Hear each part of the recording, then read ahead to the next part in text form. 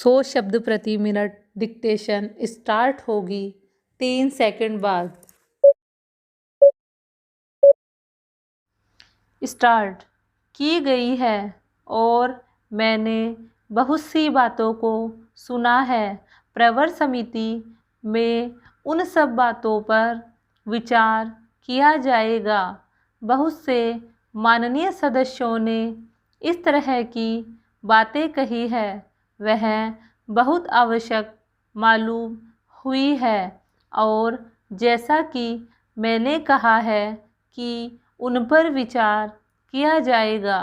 जहाँ तक सहकारिता का संबंध है, चाहे इधर के बैठने वाले माननीय सदस्य हो, चाहे उधर के बैठने वाले माननीय सदस्य हो, सबकी यह मांग है कि जब हम जनतंत्र में विश्वास करते हैं और अपने यहाँ प्रजातांत्रिक प्रणाली कायम कर ली है और जबकि देश में गरीबी है और उसका गलत लाभ भी उठाया जाता है, तब सहकारिता की बहुत आवश्यकता है। इसको रोकने की आवश्यकता है, यह सभी लोगों की राय है। जहाँ तक इस सहकारी विधेयक का संबंध है, बहुत से माननीय सदस्यों ने बहुत सी बातें इसके संबंध में कही है। मैं सब बातों का विवरण में तो उत्तर नहीं दे सकता हूँ, लेकिन मैं थोड़े में खास बातों का उत्तर देने की कोशिश करूँगा। जैसा मैंने अभी कहा, जब हमने अपने यहाँ जनतंत्र कायम किया है तो हमें अपने समाज के ढांचे को बदलना पड़ेगा। महोदय, मुझे इस संबंध में एक बात और कहनी है, वह यह है कि मुझे मुख्य आयुक्त के भाषण के अनुसार यह आशा थी कि सरकार मजदूरों की उन्नति के लिए, उत्थान के लिए, उद्योगों के विकास के लिए और गांवों की स्थिति सुधारने के लिए तकनीकी प्रशिक्षण देने का काम करेगी। लेकिन ऐसा ज्ञात होता है कि आर्थिक शक्ति सीमित होने के कारण इस ओर कार्यवाही करने की संभावना नहीं रही। फिर भी मुझे आशा ही नहीं अपितु पूर्ण विश्वास है कि भविष्य में हमारा मंत्रिमंडल इस ओर अवश्य अविलंब ध्यान देगा। इसी प्रकार से ग्रामीणों की अवस्था सुधारने के लिए सरकार घरेलू उद्योग धंधों को भी बढ़ाएगी, जो अभी तक नहीं के बराबर है। भारत की दृष्टि से कुटीर उद्योग बड़े उद्योगों की अपेक्षा अधिक लाभदायक हैं। पहली बात तो यह है कि भारत एक गरीब देश है और उसके पास इतना पैसा नहीं है कि वह बड़े उद्योगों के लिए पर्याप्त संख्या में बड़ी बड़ी मशीनें मंगवा सके। बड़े उद्योगों के लिए बहुत बड़ी बड़ी महंगी मशीनों की आवश्यकता होती है, जबकि कुटीर उद्योग छोटी छोटी और सस्ती मशीनों से चल जाते हैं। कुटीर उद्योगों के लिए न तो बहुत बड़ी बड़ी इमारतें बनानी पड़ती हैं और न ही बहुत महंगी मशीनों की आवश्यकता पड़ती है। अतः ये उद्योग छोटे छोटे गांवों में भी प्रारंभ किए जा सकते हैं। कई उद्योग तो इतनी थोड़ी पूंजी से भी शुरू किए जा सकते हैं कि उतनी पूंजी प्रायः हर किसी व्यक्ति के पास होती ही है। कुटीर उद्योगों में दूसरी बड़ी सुविधा यह है कि इनमें बहुत अधिक मजदूरों की आवश्यकता नहीं होती। एक परिवार के सदस्य ही उस उद्योग को चलाने के लिए पर्याप्त होते हैं। घर के सब सदस्य उस काम में हिस्सा बटा सकते हैं।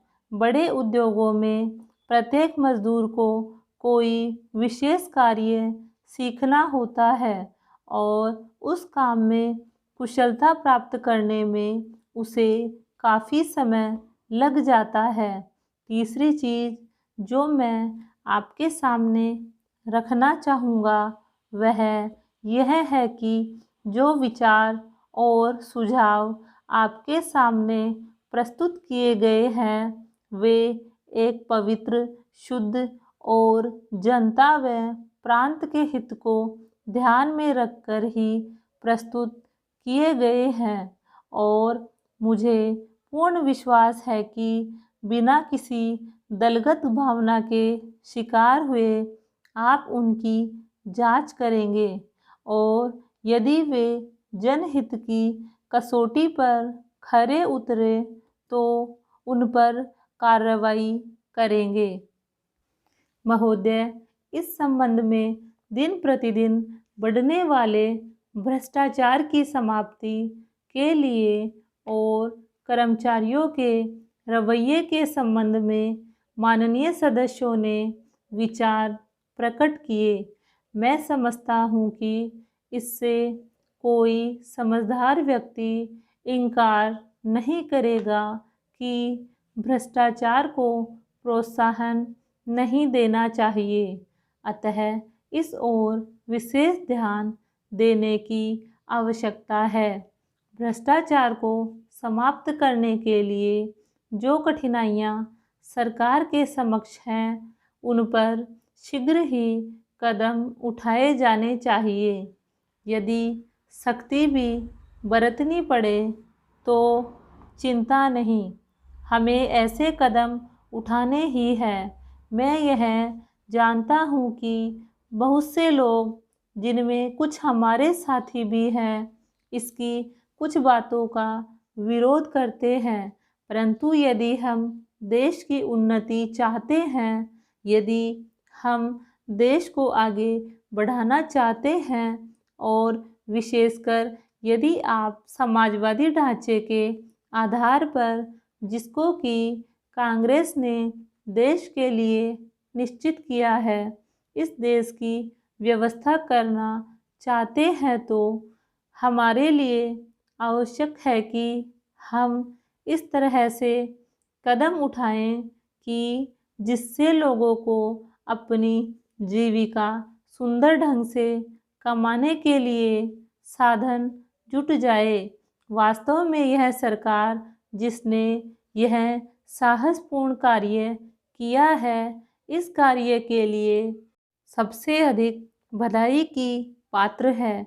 जो लोग यह आशा करते हैं कि हर एक काम उस ढंग से होना चाहिए जिसके लिए गांधी जी हमसे कहा करते थे, और जैसा कि अभी हमारे एक साथी कह रहे थे कि जिस तरह से सरकार ने इस संबंध में व्यवहार किया है वह गांधी जी की नीति के अनुसार नहीं था।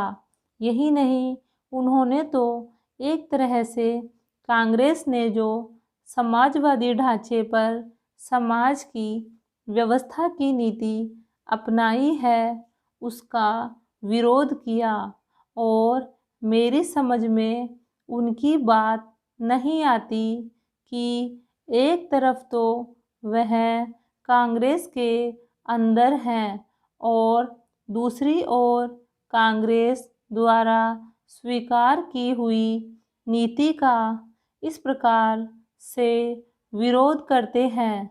मैं समझता हूँ कि वह इस बात को भी जानते होंगे कि कांग्रेस द्वारा इस नीति को स्वीकार कराने वालों में अधिकतर वे ही लोग हैं जो गांधी जी के अनुयायी हैं और उनके सिद्धांतों में विश्वास रखते हैं। ऐसी स्थिति में उनकी वह बात समझ में नहीं आती कि आज सरकार प्रजातंत्र और गांधी जी के बताए हुए नियमों के अनुसार आचरण क्यों नहीं कर रही है। यह बात बिल्कुल ठीक नहीं है। स्टॉप।